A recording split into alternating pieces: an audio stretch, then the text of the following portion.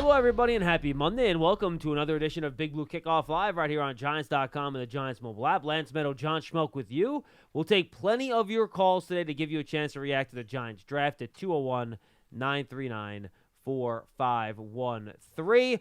First things first, if you're watching this, you might be wondering, why is Schmeelk in a shirt and a tie? Well, just wanted to send out our thoughts and prayers and condolences to the Hanlon family. Pat Hanlon, our Vice President of Communication, has led our PR department for a very long time. Lost his wife over the weekend of many years, so just want to send our love and prayers to that family as they deal with that loss. The Giants, though, did draft a lot of players over the weekend, Lance, and we had a chance to talk about the first couple rounds a lot, not so much rounds 6 and 7 over the course of our previous shows. So I do recommend you guys go back, listen to our show last Friday, listen to our reaction shows from Friday night and Saturday, and we'll talk about a lot of the Giants' earlier picks, and you haven't had a chance to do that yet for a lot of those selections, so I will give you a chance to do that as well. But very quickly, picks at the end of day 3. Trey Hawkins, a cornerback out of Old Dominion. He was a JUCO kid, went to Old Dominion, good traits at corner. A guy, if you coach up, you think can become something, ran around a 4.4 40-yard dash. So he's a guy you think you can develop into something. Jordan Riley out of Oregon, same deal, bit of a journeyman, went to a bunch of different schools. As Joe Shane said in his presser, just a massive human being, like 340. So he's a guy that, again, you hope you can develop into something. You just don't have many guys with those traits that late in the draft. So like we talk about, take a chance on traits and rounds 5, 6, and 7, see what you can develop. And then Dravarius Owens, a safety out of Houston, 4-year starter there. He's a guy that, again, tested pretty well and that you hope can be a special teams player and maybe develop into a safety. So those are the 3 late-round picks, Lance. You can react to them. And then I don't think we've heard from you since the Giants selected in round 2. So take it away. Well, with respect to the players you went over, I would say Owens and Hawkins both have potential for special teams contributions because we saw that they actually contributed in those areas with respect to their collegiate careers. And whenever you're talking about 6th, 7th round picks, and we talked about this leading up to the draft, it's not to say that you're rolling the dice, but I think you're really you're rolling the dice. It's fine. You could say it. Well, no, but I guess what I was getting more at is it's not to me so much need. It's more of potential. Who could maybe be a surprise, athleticism. Find the player. Find the guy you think that has traits that can be a successful NFL player. Exactly. And you look at Owens and Hawkins in particular, I think their frame, number one, is appealing. And then once again, if you're getting selected that late in the draft, you know coming in, it's going to be tough sledding to carve out a role on defense, which means you have to be open to playing special teams. And both of them, once again, I think have evidence of doing that. As far as Jordan Riley is concerned, you mentioned he's a journeyman. He's been in community college. He's been at Nebraska for 2 years. Then he came to Oregon.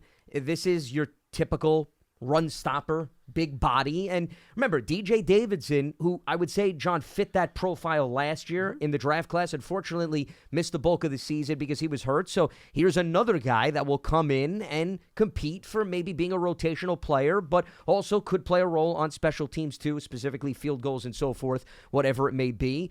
But you want guys that you can throw in there in key moments where you got to stop the run, and if they could be those valuable components in the equation for Wink, then, once again, I don't think it's necessarily a big sacrifice. I think the biggest storyline out of this draft class is the fact that if you would have said they would walk away with their top 3 picks all being 1st and 2nd round projections, right? I'd say the majority of individuals had these guys going somewhere in the 1st and 2nd round, and it's not a stretch to say they were top 5 at every single one of their respective positions. Lance, quite frankly, over the last 2 months, I think we've seen all 3 players, Banks, Schmitz, and Hyatt, appear in at least one first-round mock to the Giants, too.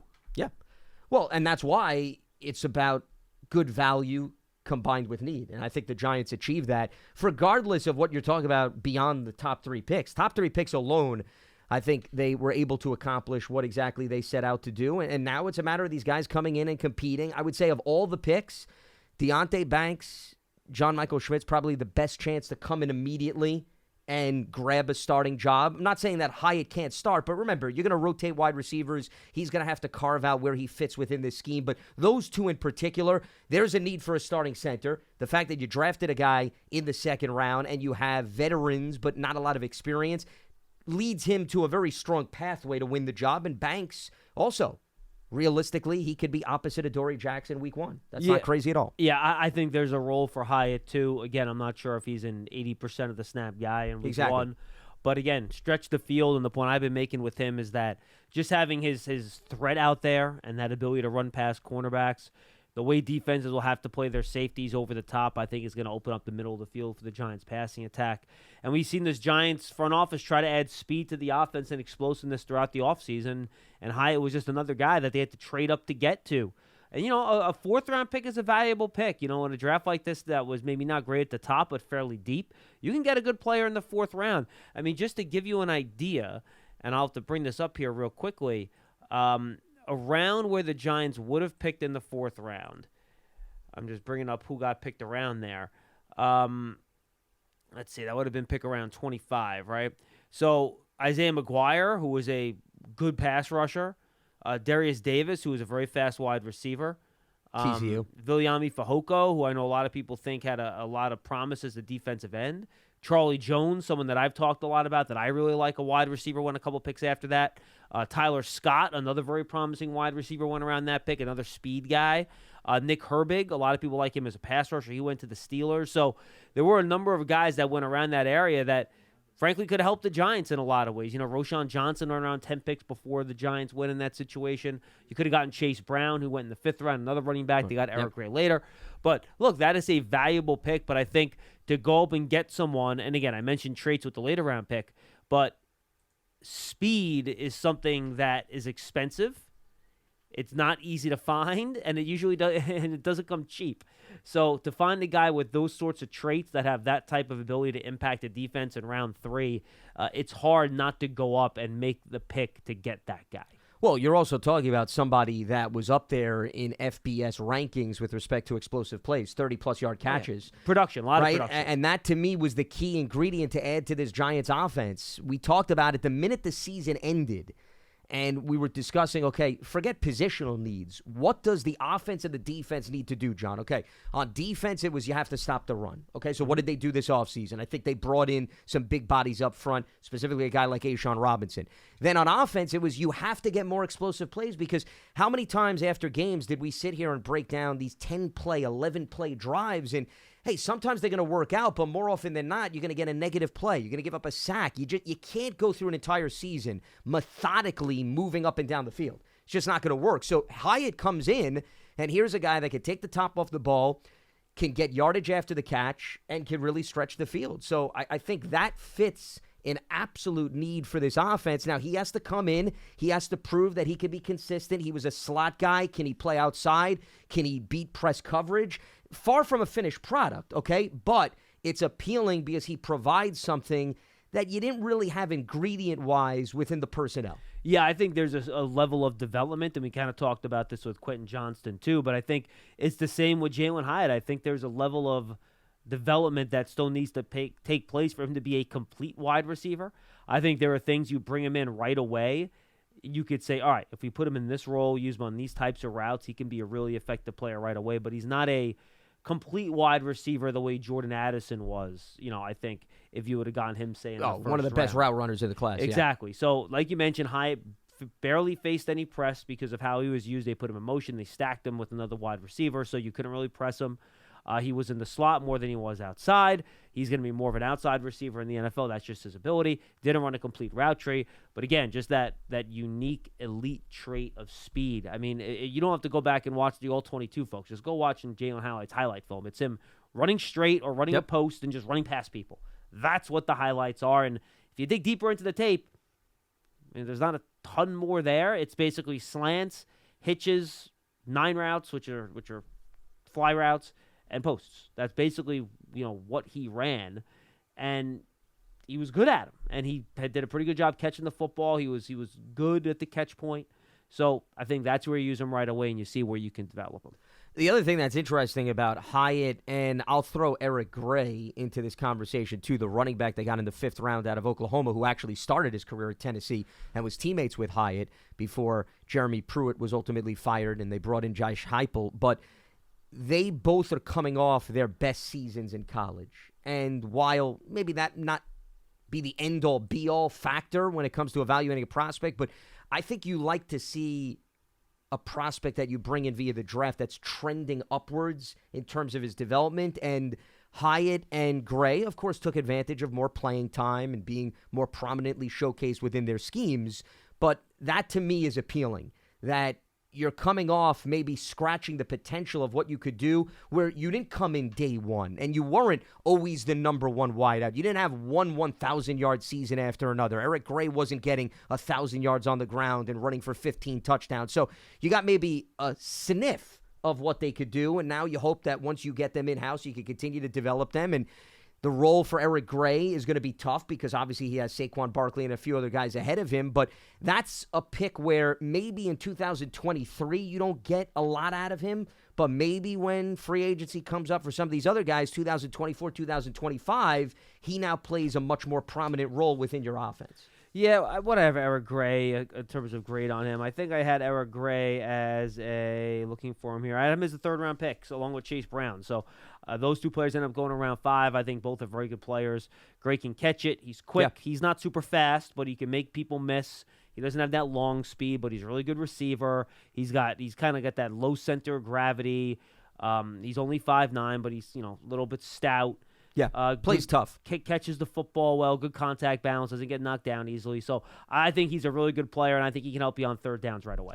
99 career receptions over the course of his 4 years, and he'll also have to grow as a pass protector, which is nothing new. Most young running backs have to go through that, but hey, maybe he can be somebody that spells Saquon on some passing downs. I understand, Saquon is dangerous as a receiver, but it doesn't hurt to give the defense a different look and somebody with fresher legs as you get deeper into the game. So I don't want to paint the picture that Eric Gray doesn't have a role in the backfield in 2023, but I'm looking at him more, John. My point is that he'll really maybe be able to spread his wings a year or two down the road as opposed to immediately. And we talked about the 6th rounders and the 7th rounders. We know you're really competing essentially for special teams opportunities. So Banks, Schmitz, Hyatt, the goal is have those 3 guys come in, put their stamps all over this roster, carve out roles, and go to work. And once again, those are 3 areas that if we talked about going into the draft, if you were to say Joe Schoen and company, they'd come out with a wide receiver, they'd come out with a corner, they'd come out with a starting caliber center, I would say mission accomplished in that department. And then everything else is sort of bonus territory. Because remember, you also have to take into consideration, John, what you did in free agency. Remember, Darren Waller is essentially a part of this draft class because you used capital to get him. I know people may not want to separate the equation like that, but I put Waller in this draft class. What he does, you tapped into your resources. And then, not to mention the linebackers that you addressed in free agency, as well as what you did to help your run defense with a guy like A'Shawn Robinson. Don't forget, folks, go check out the rest of our draft coverage and our other podcasts as well. Draft season, we'll have 2 more episodes coming your way. Tony and I had kind of a rapid reaction to the draft. That's up there right now. Tomorrow, we're going to record our fuller, more complete review of the draft, and then Tony's going to give us his prospects to watch for 2024. That'll air the following week. And then we're going to go on a bit of a hiatus there. We'll be back in August for draft season. But the Giants Huddle podcast lives on. We'll still do it another couple times a week between now and the start of the season. Myself, and we'll have guests along the way. We'll review the draft this week, and then we'll start getting into minicamp and things of that nature. Rookie minicamp coming up this week. Then you have OTAs and things of that nature. So make sure you go find and subscribe to both the Giants Huddle podcast and draft season. Find it on the Giants app, giants.com/podcast, or your favorite podcast platform. You can also please leave a 5-star positive review if you listen to any of our podcasts and you're on Apple Podcasts. That certainly helps us grow, and we would appreciate if you took a couple minutes to do that for us right here on the Giants Podcast Network. All right, let's get to the phones. We'll try to react the rest of the way with you. Try to get some new people and we didn't talk to over the weekend. Let's go to Bobby in New Hampshire. He'll lead us off. Bobby, what's up? Hey, what's up, guys? What a time to be a New York Football Giant fan. I'm ecstatic. I'm blown away that we got the first 3 rounds. We got guys that were mocked to us in the first round, and I don't know if that's ever happened in the history of the Giants or in the history of the NFL, but hats off to Joe Schoen and the rest of the scouting department. I think I'm really excited about all the picks, really, but Bryce Ford Wheaton, the West Virginia wide receiver, 6'4", 220. I'm watching a lot of... Unfortunately, I'm just telling you, Bobby, we cannot talk about the undrafted free agents yet. Nothing's official at this point. We can't. Oh, you're not allowed to. Nope. Oh, Because the guys I haven't gotcha. come in Well, here, signed physical, Yeah. signed contracts, so we are not allowed to talk about the UDFAs yet. Because you have to take into I feel consideration from a big picture perspective, a guy could be projected to go to the Giants, and then all of a sudden the contract falls through, and then he doesn't take part in the activities. So nothing's official at this point. If you want to comment about the player, go right ahead. We just can't put our stamp on it quite yet. no, it's all good. I'll call back if it happens, and hopefully when it happens, because the kid looks good. All right, awesome. Appreciate the call, Bobby. And yeah, as a prospect, irregardless of whether or not the report with the Giants happens, big guy, he ran really well at the combine, more of a possession guy. For me, when you watch the tape, I don't see the speed pop as much, but one of the more high, at least for me, one of the higher ranked wide receivers that was not drafted this year. Well, just real quickly, John, I mean, without getting into any specifics on potential undrafted free agents, but remember, it's now a numbers game in that receiving core, keep in mind, especially if we're talking about the 53-man roster. We could sit here and say there's room to put guys on the practice squad. I get that. But if you want to have a serious conversation about 53-man roster spots, given the fact that Jalen Hyatt now was added and you brought in Paris Campbell in free agency, Wan'Dale Robinson's coming back from injury, Isaiah Hodgins, the job he did last season, Jamison Crowder, because of his special teams contributions, he adds a little bit more value. I just named you right there. We're at the 6 number territory. Then you throw in Darius Slayton, we're 7. That may be the max. I mean, they may keep 7 this year, but there's no guarantee. They may keep 6. Now, with all these injuries, maybe some of those guys start the year on PUP, and they don't necessarily Possible. take up a roster Sure. spot, which will open things up for you a little bit. But yeah, look, they're Colin Johnson's another one, by the way. They've definitely taken a Jeff Smith, another free agent they brought in. Yep. They definitely took a let's throw numbers at the problem type of approach, I think, this offseason, and there'll be a real competition in camp as to who's going to make this team. But, I mean, once again, going back to my initial point, I think it's going to be very hard for an undrafted free agent, unless they just blow the roof off during camp, to find a spot on this 53-man roster. Because I think you now have a combination of proven veterans and intrigue in terms of youth. So, once again, to me, it's more of spot on the practice squad development as opposed to coming in and really carving out a role. 201-939-4513. Let's go to Tom in Stratford. He's up next. Tom, what's up? Tom going once. Tom going twice. Man of very few words. Tom in Stratford. And give us a call back, Tom. 201-939-4513. Let's go back to the phone and say what's up to Wilson in Roxbury. He's up next on Big Blue Kickoff Live. Hey, Wilson. Wilson going once. Maybe we had the call swap there, Pearson, perhaps. Is that possible? All right. Nope. We're going to reload the phones here at 201-939-4513. We'll get some new calls up, and we will rock and roll here on Big Blue Kickoff The Live. phones were clearly working during the draft. So, Yes. Joe Well, Shane and was they- able to get his phone calls in and so forth. And they clearly worked with our first Correct, call as yes. well. So. We will get you back up. The phones are ringing, so we will get everybody up here at 201-939-4513. Let's go to Scott in New Mexico, see if we're back up here. Scott, what's up? Hello? Yeah, Scott, what's going on? Oh, okay. Didn't think it was getting on that fast. Anyways, I had a curious question. I was reviewing Gervais Owens, Yep. and looking at him, I know he's taken in the later round, but if you look at what he did in his last 12 games, he was considered one of the best free safeties. Scott, by the way, I think you have our show up in the background. If you could lower it. I don't know if you're listening Yeah, separately. let me do Yeah, because that. we're getting a little bit of feedback. And as much as I love my voice, and John, we know, really loves his voice, we'll kindly ask you to tune it out for the time being. How's it? Yes, How's now that? it seems it's much better. Yes, thank you. Okay, so I was looking at his resume, and it's extraordinarily impressive. And I'm wondering, how do players like that drop down to the round that they were taken in? Because his stats were rather good. And I was just curious, he was Pro Football Focus's All-American Conference leader, second on team in tackles with 74. Well, great for as America's top safety. I think you kind of just answered your own question a little bit with Okay. that, because you said All-American Conference. So he's Yeah. doing it in a much smaller league, and frankly, I don't think teams care a whole lot about stats, to be honest with you, especially when it Okay. comes to the safety position. They're looking for traits. They're looking for things that can translate to the NFL. So, I mean, you have All-Americans all over college football that don't even get drafted. even though they're really good college football players. But look, Houston, good player, made some plays. Like in 2022, he was 2022 second team All ACC. AAC, pardon me. So, he wasn't even a first teamer in the AAC. But he was the year prior. Tackle numbers, I'm always of the camp where I just don't think they matter all that much when you're evaluating players, all ends of where those tackles take place and how they're made. So I think that's generally, and he's older too. He's 23 and a half. Right. So I think people wonder, how much more room for growth there might be. So I think you kind of put all that together. And that's how a guy that, Dane Brugler, for example, in his Beast Guide had him as a 5th or a 6th round pick. That's how you get a guy like that late in the draft. Yeah, I was just curious because PFF rated him as the top safety, and that's kind of bizarre. Oh, no, not in the class. It says graded as American's top safety, 82.5. Yes, the in the American conference. Athletic In the conference, Conference's top safety. Yeah. Got it. Okay. Yeah. Definitely not the All top right, safety yes. in the class. All right. We would have heard more stories about that if the Giants correct. walked away with the Okay. best safety of the class that late in the draft. Okay. I promise you. Yeah. Well, I thought the draft was superlative. I thought the Giants did exactly what I thought they should do.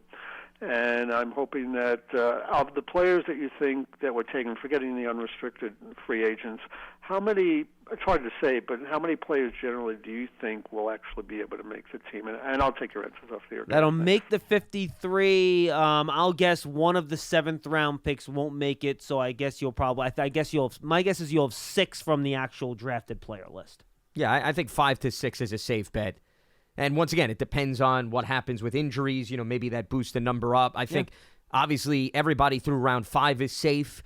A lot of it will depend on Hawkins and Owens, what they show on special teams. And Riley, it could be more of a numbers game, just like we're talking about wide receivers, John, with respect to the defensive lineman. If somebody gets hurt in front of him, perhaps that moves him up. If not, who knows? Yeah, but you talk about a numbers game at wide receiver. Up front at the defensive line now, you have let's Dexter go through Lawrence, you have Leonard Williams, they signed Nacho, they signed Deshaun Robinson, you have DJ Davidson. So those are 5 interior defensive linemen that are, if you're in sub package, is only fitting into 2 spots. If you're in base, 3. So how many of those guys can you carry on your active 53? There's definitely not more than 6, and I'm not sure you're getting past 5, to be totally honest with you, especially since Jihad Ward can step in and Ryder reduce down Anderson his is another side. one. Ryder Anderson, another young guy. I totally forgot about him. Yeah. So, that might be tough to fit another one of those interior defensive linemen onto that roster. Well, that's why I think, to me, the best way, and it's still very early, to look at the prospects and the chances of making the 53-man roster is really what position they play, John. Yeah. More so than maybe where they were taken. Because with Owens, okay, he's playing the safety position, and they did lose Julian Love. Maybe there's room on the back end of the depth chart. Hawkins is a corner, but remember, a lot of the guys at that position were banged up from last season. Let's see what happens with Rodarius Williams and Aaron Robinson, for example. That'll be another really good competition there with like guys that are all on their rookie contract, really. Throw Zion Gilbert into the mix, who's a young player. That'll be a really good competition for who makes those final few spots at corner. It's a youth movement. You look across the board. I mean, I have everybody up, with the exception of, well, if we're focused on a corner, Darnay Holmes is on a rookie deal. Cordell Flott is on a rookie deal. Deontay Banks, who you just brought in. You mentioned Gilbert. Aaron Robinson, Rodarius Williams. Trenton Thompson is another young guy. Deals.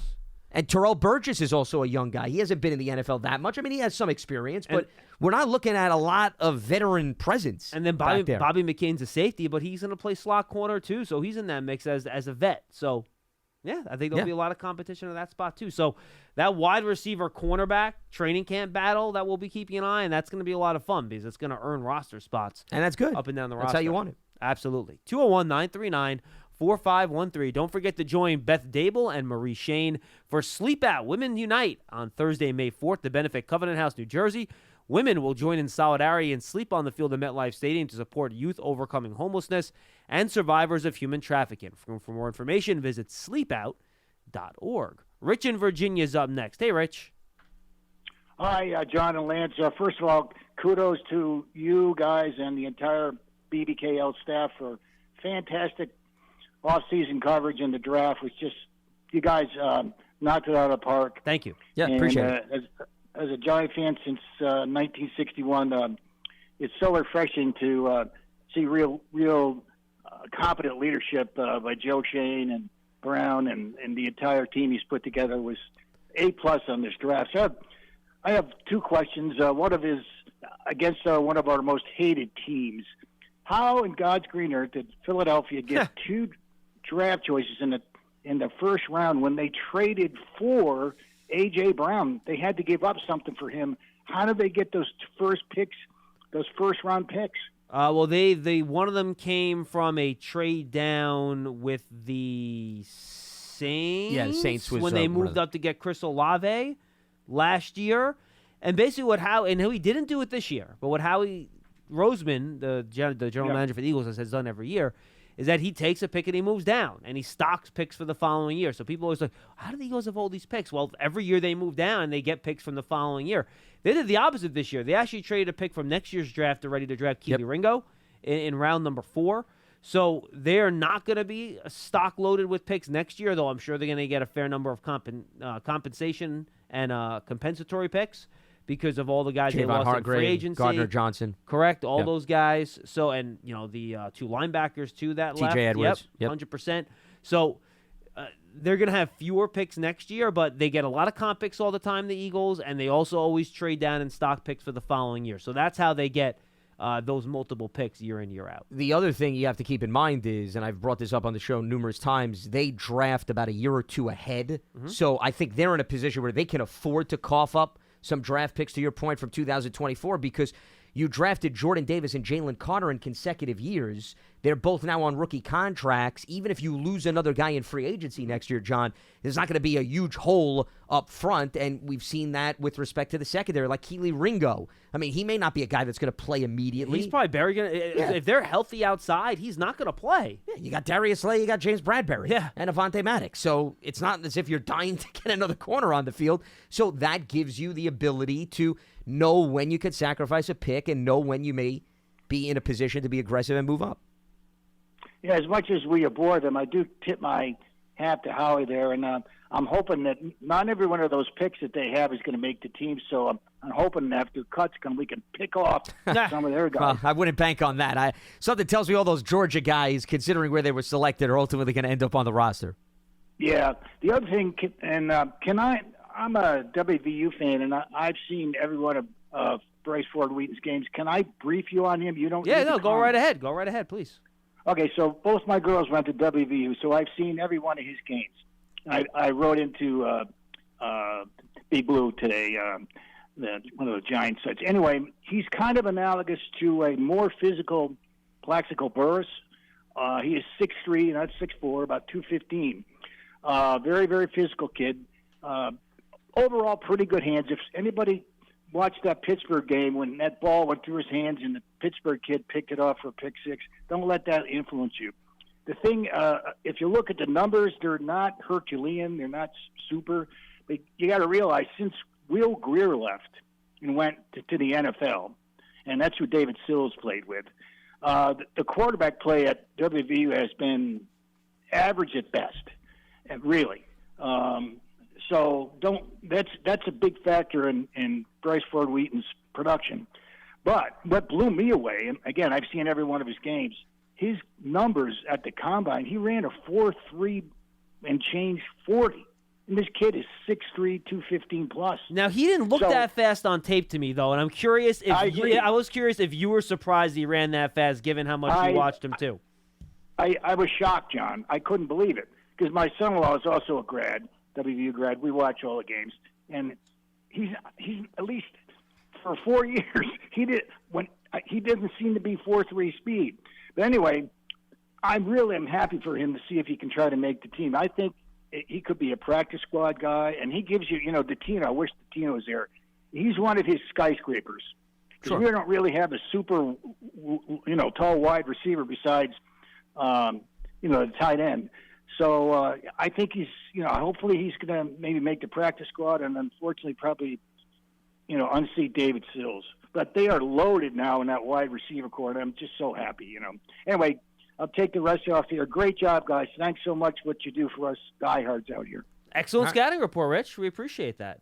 All the guys that you watch these guys in college, and you watch all the games. I think you get a pretty good feel for these guys. And I think him and Colin Johnson will probably be competing for Yeah, that type remember- of big wide receiver spot, too. And remember, he was having a great summer last year. Tremendous. I've talked to him in passing. He seems to indicate that he thinks he'll be full go 100% by the time camp starts, maybe even doing some stuff in mandatory minicamp and things of that nature. So hopefully he'll be back sooner rather than later. But look, to Lance's point, it's a full room, and there's going to be a lot of competition there. Well, it's interesting because at various positions that we've brought up on this program, you could point to there are 3 or 4 guys on this roster that are forgotten players, which I would label them, John, because they were banged up last season. But let's not forget that they're still valuable within this equation. Colin Johnson at wide receiver, DJ Davidson I'd throw in on the defensive line because we really didn't see much of him, but we know he was an excellent run stopper in college. And then I would also throw in Darian Beavers, linebacker. Yeah, Darian Beavers, absolutely. I think fits that bill at linebacker. So that's 3. And then I was going to go, maybe even to the cornerback position. I think Aaron Robinson is also still somewhat of an overlooked guy. And so is Rodarius Williams probably, too. True, yeah. But, I mean, Robinson had a significant knee injury. Williams has been sort of in and out of the lineup during the course of his NFL career in the last 2 years. But, Robinson, Beavers, Colin Johnson, we're talking about 3 guys that could get their fair share of snaps. We're not just talking about complementary pieces here. With all the injuries to last year's draft class, it's almost like you're getting a draft class and a half this year. Yeah. There's almost half the guys from last year that got hurt. I mean, Wandale, missed too. the whole year. True. Yeah, Wandale Robinson is another one, too. Josh Azudu went on IR Yeah, exactly. in November. That's what I'm saying. You're looking at like 5 of their 7 picks last year. It's crazy. 100%. And that's why I'm saying don't get caught up in, and once again, there's always gems that are found. Specifically, the Giants have a good track record on undrafted guys, but this year in particular, it may be that much more challenging for an undrafted player to actually make the roster, given all the injuries last year. When the roster's improving, it becomes a little bit tougher. 201, that's a good thing, by the way. 201-939-4513. Hi, Charlie. No Hendon Hooker for you, Pud. Told you. Hey, gentlemen. Hey, I just want to give my condolences and love to Pat Heelan and his family. It's very sad news, and I know he's a big part of the Giants, and I just wanted to say that. So, thank you. Hey, I got a stat for you guys. There was a stat that came out that 38% of the NFL are undrafted free agents. In the 7th round, it's only like 4.7%. The 6th round, it's not much better, 5 point something. So I guess what I'm saying is undrafted free agents have a better chance of making your squad than 53 than 7th, 6th. See, Charlie, that's not true. You got to do the math. On a given year, how many 6th and 7th round picks are on each NFL team's roster in the summer? Probably 1 or 2, I'm right? I'm talking about the fall. No. I understand that, but you say Okay. But it's a numbers game, volume. right? Each team has 1 or 2 6th or 7th round picks, but they probably have 6 or 7 undrafted guys. Yeah, maybe so even more. Yeah. Your hit rate, even though you might have more undrafted guys in the end, your hit rate on those is still probably much lower than on your 6th and 7th round picks. You know what I mean? Just because there are a lot more of those undrafted guys. So I think to say they have a better chance of making your roster probably isn't the way to phrase it. There's just more of them because there are more of them that are on every, off-season roster trying to make the team. You know what I'm saying? It would be the equivalency of in basketball when you look at the leading scorer all time versus the guy that averaged more points over the course of his career. Right. The average is more telling on whether or not the player was consistent as opposed to the accumulation of maybe him playing 5 or 6 additional seasons. Charlie, your point, though, do undrafted free agents play a big role in the league and are very helpful players? Absolutely, and they're important. Yeah. Hey, I just want to say 2 of my University of Maine players, the center, Mike Grace and Xavier Scott, they were picked up by the Baltimore Colts, at least as of now. I don't know. Baltimore Colts? I didn't know the Baltimore Colts were still playing. That's interesting. No, Charlie, I didn't realize you guys invented time travel up there in Maine. I had no idea that Jim good. Irsay actually packed up the entire facility and brought it back to Baltimore. Do you know how excited that was center must be? fascinating. He's going to get the snap to Johnny Unitas. He must be freaking Tremendous. pumped up. Oh. Hey, at least Absolutely. I say the Commanders. At least I say the Commanders. You guys. Hey, I haven't made that mistake in a very long time, just for the record. Hey, and I'll give the draft a B, maybe a C plus. I didn't like the last 4 picks, but I definitely like Hyatt. You don't like and his Eric agents. Gray? Why don't you like Eric Gray? Oh no, there was better players on the board. I don't like that pick, but that's all right. He might be really good for the. And the other thing is, again, we pick for scheme and need, and we never pick best player available. And I don't like to pick that way.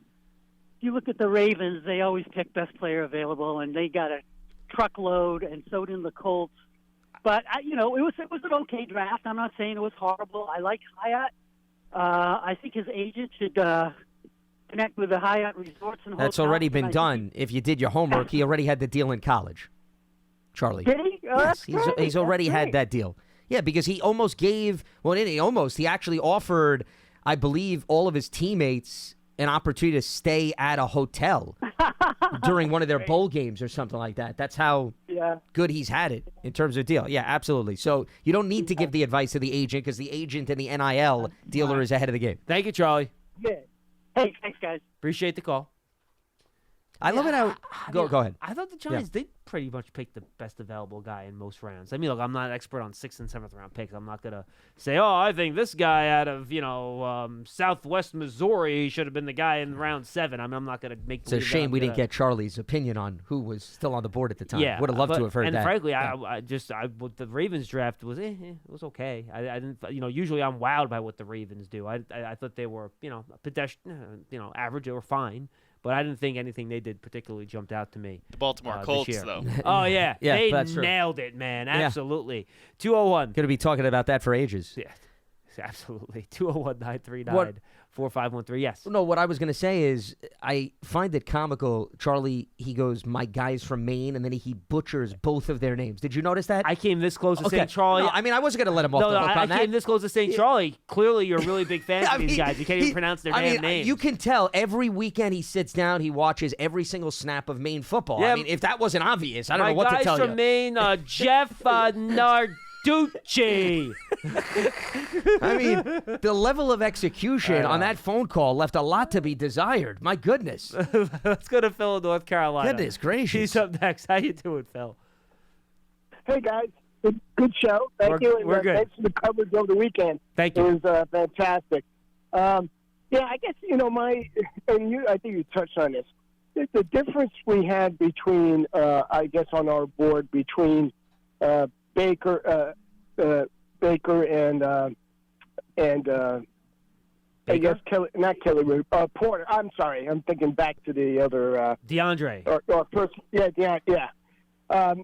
between Porter and him must have been significant for us to warrant giving up 2 draft picks. Yes. Would you agree? I think that logically makes sense. Oh, we're that talking they about would- Banks and Porter. Banks and Okay, Porter, I was yes. a little confused sorry there. about Yeah, that. No, Banks that's and okay. Porter. Okay, yes, that's what and we're I think based on what I was hearing the last couple weeks of the draft process, talking to people, that seemed to be the consensus that Banks was ahead of Porter on a lot of boards, mostly because of his athleticism.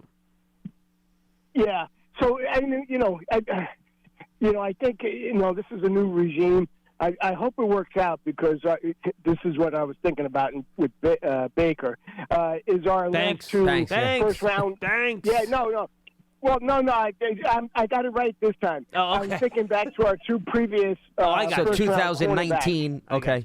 Yeah. Yeah, and or 2000. Was it 16 for Apple? Or Apple, yes. Apple was 16. Yeah. 19 was Baker. He was part of the 3-man first-round class. Yeah. Right.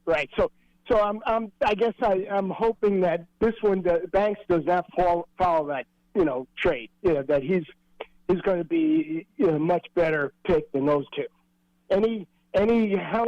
What can you tell me to relieve my angst about this? Well, I mean, obviously, I think some things with Apple and Baker were as much on the field playing quarterback stuff as it was, on the field playing cornerback stuff. And, they spent a lot of time with Deontay Banks over the course of this process. And I know they're very careful in bringing in the right type of guys. And, we've seen the type of guys they've brought in. They've all been grade A dudes and personality. So I think you hope Banks checks that box more than those other 2 guys did. And look, Banks tested out the gym. I mean, sub 4.40, his jumps were great. And what they're going to ask him to do with the Giants is exactly what he was asked to do at Maryland. Like, we've seen him play a lot of press man. That's what they're going to be asking him to do. DeAndre Banks, we walked out of that. Deontay Banks. No, I'm sorry. DeAndre Baker. Now, I made the mistakes. When we walked out of the combine the year they picked DeAndre Baker, and now I understand why you're getting confused. I am too, Phil. We heard people in Indianapolis tell us, boy, his meetings have not gone well. Like, he seems unprepared. His testing was also poor in Indianapolis. So you have not heard any of that stuff that about Deontay Banks. If anything, he helped his stock from what he did in Indianapolis as opposed to hurt it. Okay, I think I tend to agree with you, but I did have some angst about first round cornerback selections. And now, Phil, in fairness, cornerbacks are risky by trade. It's a very volatile position. Like, even in the NFL, a corner can be great one year, and the next year he's not so great. So it's just a very volatile position in general, and it's a risky one to draft just by the nature of it. Because, frankly, think of it this way. How many chances do corners even have to make? How many times do they target over the course of a year? 40 times? 45 times? Well, receivers are getting targeted 100 times a year. Running backs are touching it 200 times a year. Quarterbacks are throwing 400 passes in a year, right? Yep. So this one, for any position, as the sample size gets smaller, the results generally become more volatile. Because just, over a course of, let's say, 50 targets, if, 5 to 8 go differently one year to the next, that's like 15% of what you're doing. So it's just a generally volatile position just based on the nature of it. And matchups matter too, right? You catch a year where your schedule is easy. You don't have to face a lot of top-notch passing games or receivers. It can really impact a player that's almost really beyond their control. Well, and he seems to be a player, if you go based on college, where he didn't have a lot of interceptions, but he still was able to play consistently. And that, to me, I think is a positive because more often than not, I think the court of public opinion, you judge a corner, does he have 6 interceptions? Does he have 7? Well, here's a guy in college, he wasn't Mr. Opportunistic, and part of that was because of the style of play. And that goes back to John's point. To me, the most confident factor in Deontay Banks in terms of his transition to the Giants is not only did you get a top 5 corner in this class, but you got somebody that is an ideal fit for the scheme that he's going to play into. Yeah. So it's not that much of a projection. Are we taking a zone guy? We're putting him into a man. He wasn't a press corner. We're asking him to shift into this situation. It's not a lot of guessing with respect to that. Now, he's still going to have to play at a high level, but I think the comfort level is there already. And that, to me, is a good foundation compared to if you were questioning how's this guy going to be character-wise and how he's going to fit into the scheme. You're not questioning the scheme. It's more about him just making the adjustment off the field and realizing what life is about in the NFL. But here's the other good news. He's an East Coast guy. He grew up in Maryland. Baltimore kid, yep. He's not going from California to New York. And I'm not saying that's difficult, but, right, you uproot somebody, you go across the country, they don't know the layout of the land. I know when Banks spoke to us as the media, he said he was never to New York. But Maryland to New York is a very short trip, and he grew up in a major city. Right, so I don't think that's crazy. Absolutely. Yeah. Phil, you got anything else? Yeah, I tend to agree with you, Lance and John. Good points. And, the other point I just want to make with this is, and I hope it all works out great, obviously. The other point I want to make to it, you can really tell that we're really emphasizing tall corners, right? Because even Flott last year was over 6 feet, correct? They want tall, long, fast. Those are the boxes Wink Martindale wants checked. That's what he had in Baltimore. Just look at the Ravens makeup. 100%. Yeah. So what and I think just having that discussion between the front office and the coaches and that mesh they have, you could tell those guys are really communicating well. And it's transferring over to our game in drafting. It's going to make, I think, all the difference in the world. So anyway, thank you guys. Excellent. Appreciate it, Phil. Let's go to Jonathan in Westchester. He's up next. Hey, Jonathan. Hey, how are you guys? What's up? So I missed the first part of the show, so I apologize if you covered this. But did the Giants exercise the year 5 option on Andrew Thomas? I have not seen that come over as being official yet, but I will strip down naked on this set on tomorrow's show or whenever the deadline passes if they do not activate the 5th-year option on Andrew Thomas or sign him to a long-term contract. What are the other? I think today's the deadline. It is. Yes, today is the deadline. But I would say the chances of that happening are very high. And we all pray that it happens. And I'm looking online in terms of the list of the rookies or the rookie class, I should say. Andrew Thomas is still one of the players that is on that list that has not had his option picked up, in addition to Mekhi Becton, who is the Jets offensive lineman, and seeing who else is on this list. Austin Jackson, another offensive lineman that they haven't made a decision on, as well as Isaiah Simmons, the linebacker for the Arizona Cardinals. Jordan Love's very interesting on that list. That's right, Packers quarterback. Yeah. Well, listen, you waited this long, right? And that was why people said they should have moved on from Aaron Rodgers, because you're going to want to have some evidence to determine whether or not you want to pick up the fifth-year option. If I'm Green Bay and they decide not to pick up the option, I don't blame them. No, how can you blame them? Yeah, I mean, what are you basing it on? It's like zero body of work. I'm with you. Go ahead, Jonathan. Real quickly, John, even if he has an unbelievable season, he's still not going to demand a contract that Jalen Hurts or Lamar Jackson got. No. So if you got to pay him, you're still not going to have to pay him where you're going to have to break open the piggy bank. If I'm the Packers, I wouldn't exercise the option. Anyway, Jonathan, what else you got? I'm with you, by the way. That's a quick call today. I appreciate it. No, appreciate the call, man. Yeah, and that deadline is today. With all the draft stuff, I lost track of when that deadline was. But, yeah, I mean, yeah, they're going to exercise that fifth-year option. It's just a matter. I'm sure they're going to want to, the front office has been busy. I'm sure they're going to want to talk to the player in person first and do all that stuff before they announce that publicly. Well, and that's the reason why also, remember when Joe Shane spoke to the media, John, that they had not had any future talks with Saquon Barkley or Dexter Lawrence because they were caught up with the draft this past weekend. And Joe Shane did say that they're going to reconvene with Saquon and his people this week.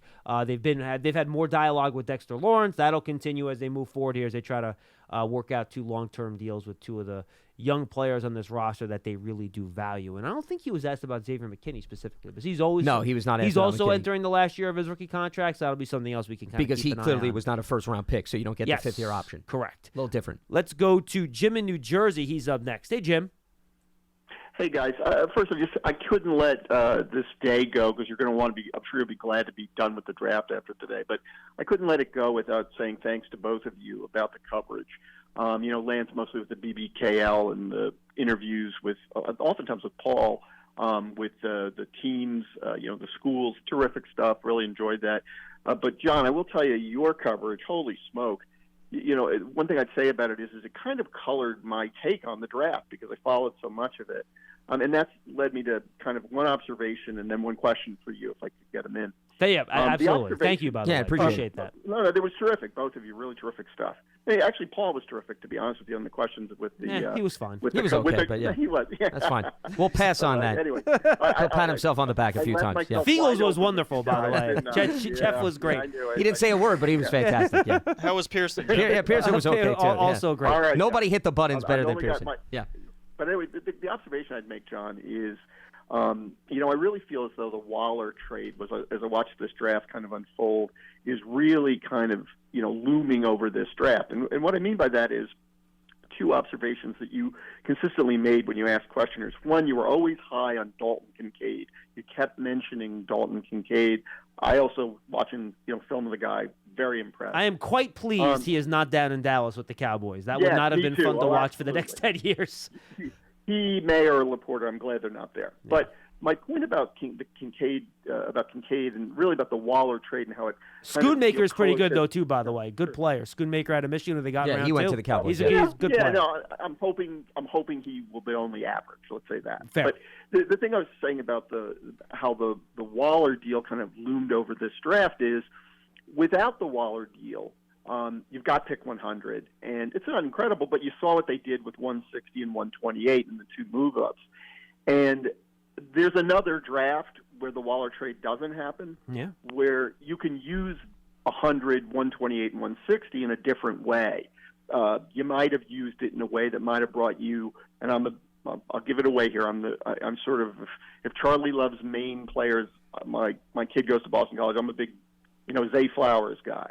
So you might have had a draft in which you could have gotten, Zay Flowers in round 1, and then you could, and maybe had to move up a bit to get him at maybe 18 from the Lions, and then maybe used another pick to move up in the second round, or up from the third round. And I don't know if this would have really worked out, but to maybe get a Stevenson from Miami instead as your corner. I don't know how he is compared to Deonte Banks. I thought Deonte Banks was terrific with the media, really a really charming kid. He's got great talent. But you could have done that and maybe still gotten Schmitz. And I'm not saying, it's that much of a difference. If Waller plays great, say, the next 2 years, it's 2 great years. But I kind of would have loved the situation where maybe you did have that really shifty receiver, the big tight end, both for 10 years, your center and a cornerback. But what I guess in the end is going to kind of come out of this whole Waller thing is you're going to have Waller, you're going to need Campbell to be sort of the shifty guy until Wandale comes back maybe. Maybe Jamison Crowder, I don't know. And now you have Hyatt. And that sort of brings me to my question for you, John, and that's this. You were super high on Josh Downs, and I noticed that because you often compared Josh Downs and Zay Flowers as similar players. And, of course, I was like, John, no, Zay Flowers is better. I saw him do amazing things in person. But what interests me now is what your take was. And, obviously the Giants have made their pick. I don't want to get you in trouble or anything. But I was curious because Downs and Hyatt were picked just about the same point, about a kind of a third wave of receivers.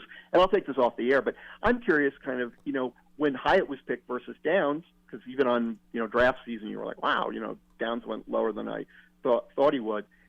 What was your take? I mean, how do you see Hyatt versus Downs as possibilities that now that the Giants have picked Hyatt, who is an interesting player, but I'm a little bit more nervous, let's say, about how he'll translate than I am maybe even about Downs, who was little but probably could have done a lot of Wandale stuff. So that's my curiosity is a bit is, there was Hyatt going, Downs right there, what you thought about all that. Excellent question, Jim. Downs and Hyatt are only a couple, less than a handful of spots away from each other on my draft board, so overall value, not as big necessarily.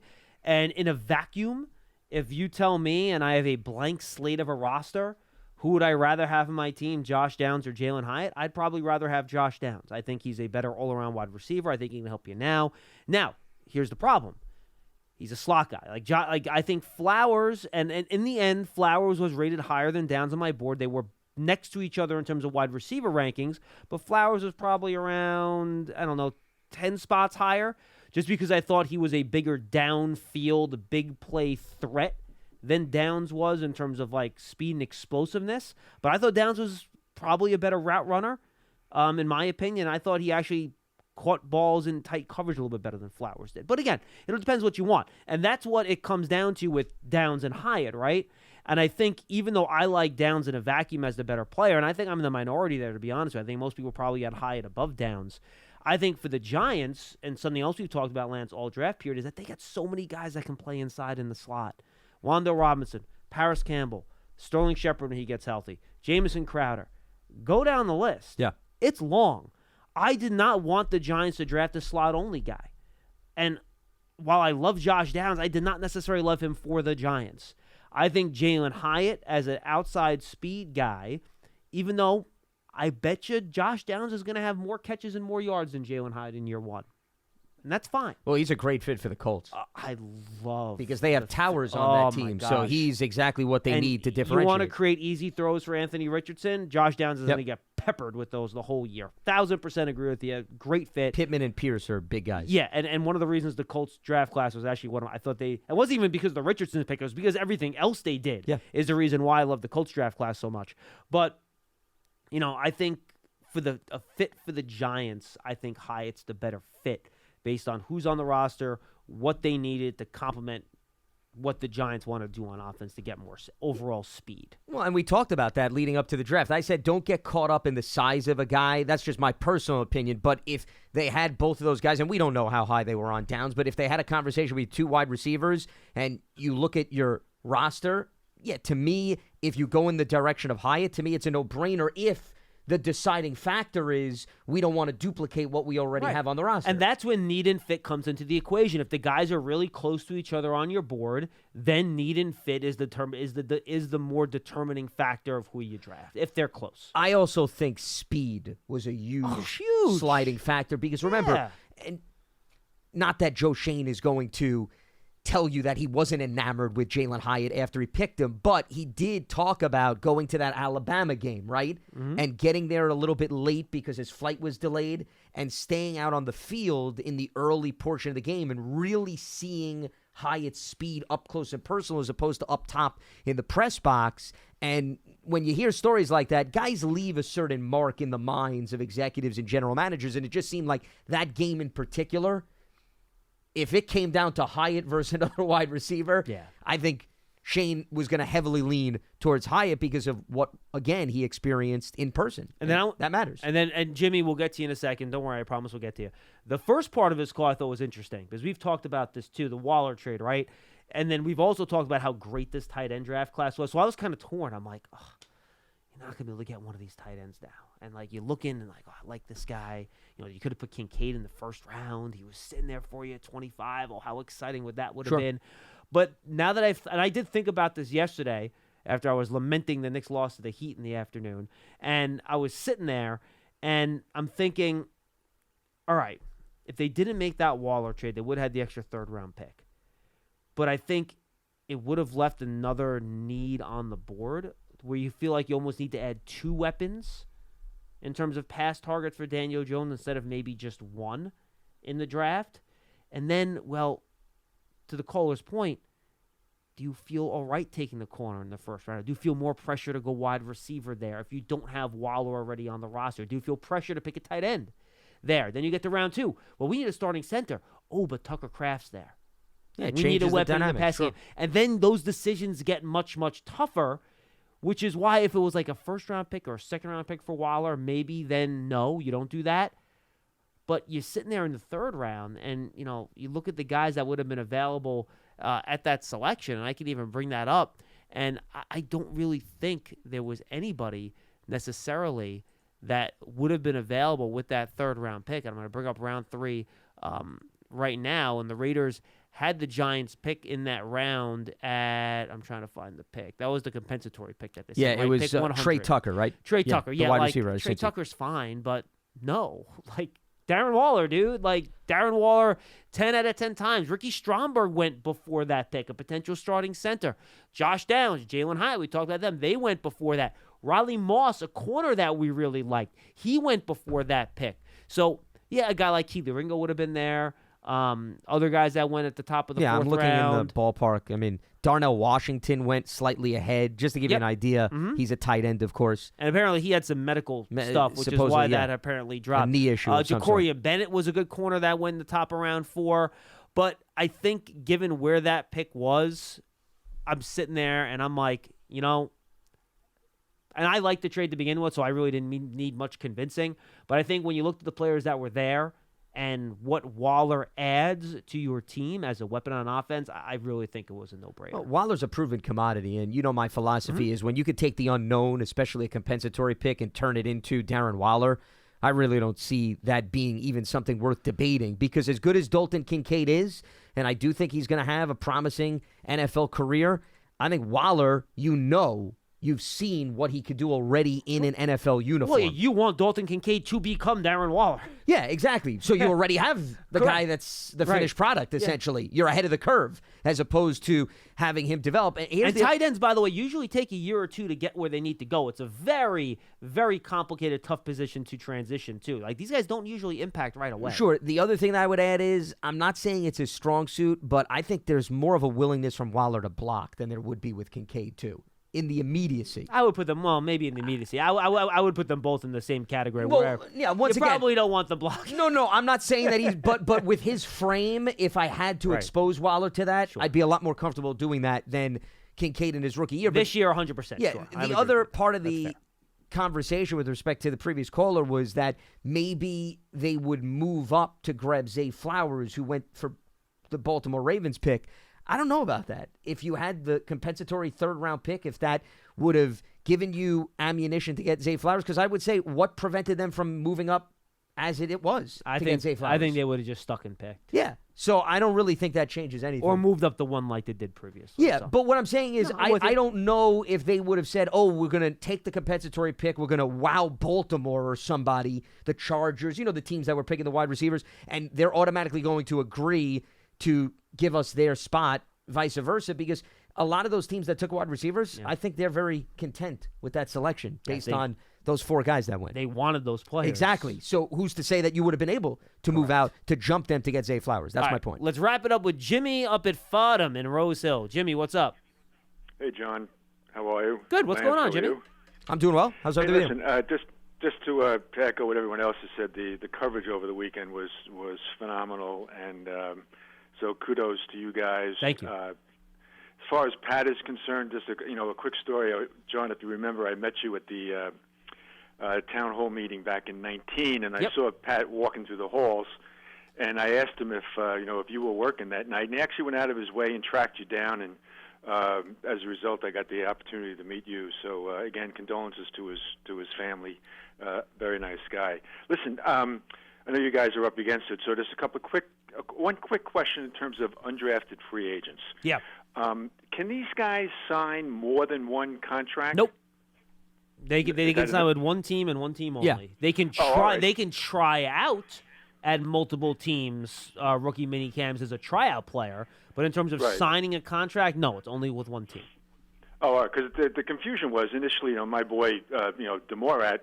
The rumor was that he had signed with the Jets, and then I'm seeing this morning where he signed with the Commanders, and it led me to believe, well, maybe if they're having mini camps at different times, you can, No, because what And that, by the way, is exactly why we don't want to talk about these guys until the contract is signed to paper. Yeah, Right. I think to me that's a situation where he didn't technically sign. He may have agreed to terms with the Jets. Or and told then, them that I'm going to correct. sign, There was some whatever. verbal exchange, and then all of a sudden the Commanders contact the agent. They blow him away and wow him, and then all of a sudden the rest is history. I'll give you another example. Last year, E.J. Perry, a player that I've called games for because he played in the Ivy League, the Brown quarterback who is now with the Texans, there was rumors that he was going to go. I think it may have been to the Eagles, I want to say, and then he wound up with the Jaguars, and it was one of those situations, verbal commitment, another team came in, better opportunity, maybe more money, and then he wound up signing with them. That happens all the time.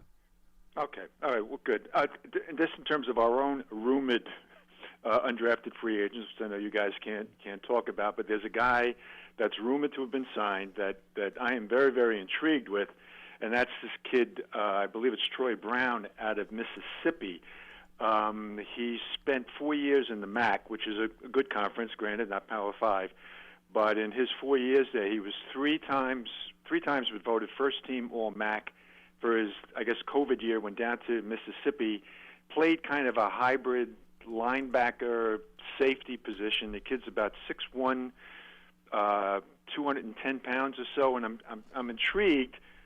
Tremendous amount of production, and I'm wondering where I can see him as a potential Tony Jefferson, Landon Collins type of role, and I think he's the guy I'm going to keep a particular eye on, and maybe one of these these undrafted free agents that actually does carve out a spot for himself. So I know you guys, again, can't talk about them specifically, but if you get a chance, maybe look at some film with Troy Brown. I think he's got the potential to be one of these undrafted guys that makes the cut. So we'll do.